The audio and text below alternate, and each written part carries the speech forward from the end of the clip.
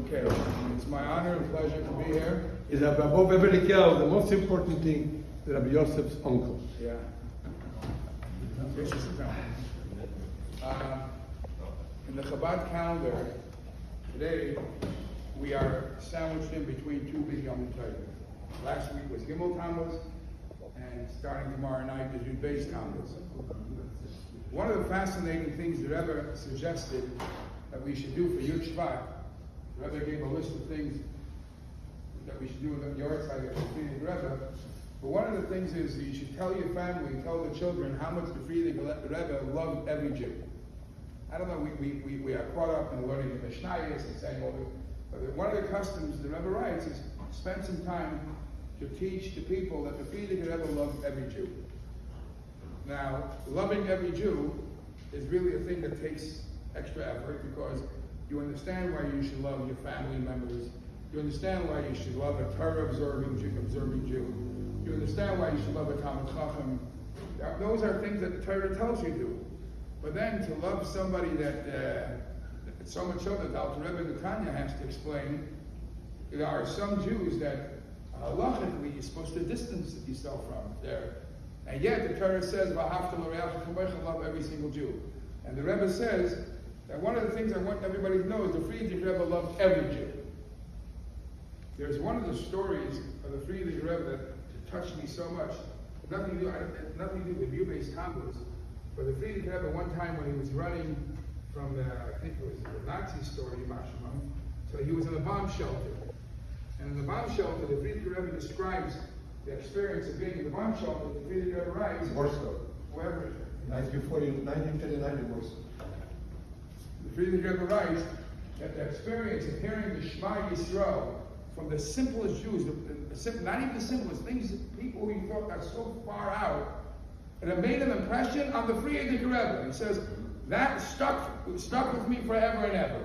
The hearing, the crying of the Shema Yisrael, not from the guy with the long white beard, from the person who you thought he's far out. That was the Friedrich Rebbe. That is the Friedrich Rebbe. That is the Rebbe. To do things that maybe don't make sense, but you do it because that's the right thing to do. What does that have to do with this week's Parsha? The Rebbe says a phenomenal teaching. When Balak comes to Bilam and asks him to do the unimaginable of cursing Klal Yisrael, so the Rebbe says, I don't get it. What was Bilam thinking? What was Bilam thinking? He knew that the Jews have Hashem on their side. Bilam knew all the great things that Hashem is doing for the Jews, and yet, at what point he was almost convinced to go with Balak. What was he thinking? It doesn't make sense. So the Rebbe points out that that's why we find that when Bilam went to work, when he was convinced to go curse the Jews, it says, he himself, as great as he was, he himself got the donkey ready to go. Says Rashi, why? He didn't have any slaves, he didn't have any shabashim people to help him. Says Rashi that Mikan, from here you know that when you hate somebody really bad, the sinner mekalkelis asashura, meaning to say the hatred cuts out all the norm. There is the norm how you behave. When you hate somebody, you do above and beyond. As we also find in the opposite, the ava, when you love somebody, you'll do things that don't make sense. So explains the Rebbe, what was Bilam thinking? Bilam was thinking naturally, and according to tit for tat, sure, the Jews deserve Eibish's protection, but I'm going to do things above and beyond. I'm going to do things that don't make sense. And if I tap into a place where it doesn't make sense, maybe I'll be able to get to, God forbid, find a place where over there I'm better. Over there we could tap into Chas v'Shalom Hashem person. So Eibush says, Mr. Bilam, you think you're the only one that goes above and beyond? There's somebody that did it better than you and before you. Who was that? Avraham Avinu. Avraham Avinu, when the Eibush says, go sacrifice your son as an Akedah, it's a crazy thing, right? Sacrifice your son.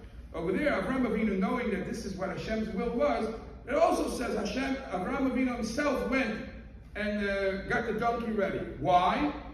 Because Avraham Avinu, knowing that this was the commandment of Hashem, and this is what Hashem wants, his love for Hashem says, I can't allow somebody else to do it. Despite the fact that it's a harsh challenge. It's a terrible task. go to sacrifice his son. But the love that Avraham Avinu had for the Eibishter was so powerful, so strong, he went above and beyond. So already Avraham Avinu's action outplayed the action of Bilam. And that's why, of course, Bilam wasn't successful. So there is a story of a general, you know, I'm sure Rabbi Gopin knows, there used to be a famous Maggid, I don't know, he wasn't called a Maggid, Rabbi Yankel Galinsky. So Rabbi Yankel Galinsky, he said that he was once held in prison, and in that same prison were all the bullies, the Russian bullies, and these bullies, and he sat in prison for some time. And he realized that every night, one of the guys waits first to be guarded, and nobody's around, and it's hush hush. He gets off his bunk bed, goes to the corner, takes out a paper bag, takes out something from the paper bag, puts it on, starts making hand motions, does it for 5 minutes, puts it back in the bag, creeps back up in the bunk bed. Every night the guy does this. So after seeing this going on for a couple of days, Rabbi Yaakov Melinsky says, he goes over to that guy and says, I see this, I see, what's going on? What are you doing? What are you doing? What's this witchcraft? He says, I'll tell you the truth. It's not witchcraft. I was a Russian general, and I was captured by the enemy. And I was captured with my uniform and all that, and they just threw me in here with all the simple people. And they threw me in here with the lowlifes in this cell. I don't ever want to forget who I was, so my uniform I keep in a paper bag. And every night when it's quiet, I take out that uniform, get dressed up as the Russian general, and I salute to myself. There's nobody obviously there, so I should remember that I'm a Russian general. So I should never ever forget this. This story is a mind-blowing lesson. In this week's parsha, you see the same thing.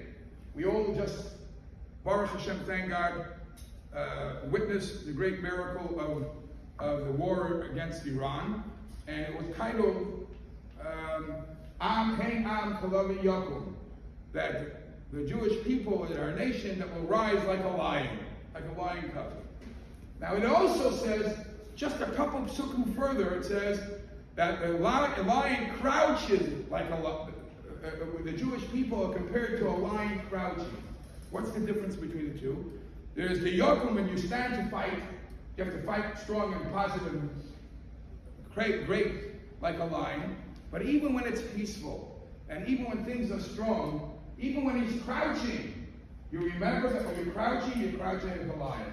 Meaning to say, wherever, whenever, remember how strong you are, how strong your commitment to the Eibishter is, how strong your commitment to Hashem is, and with the strong commitment you have, Hashem promises us to bring us and protect us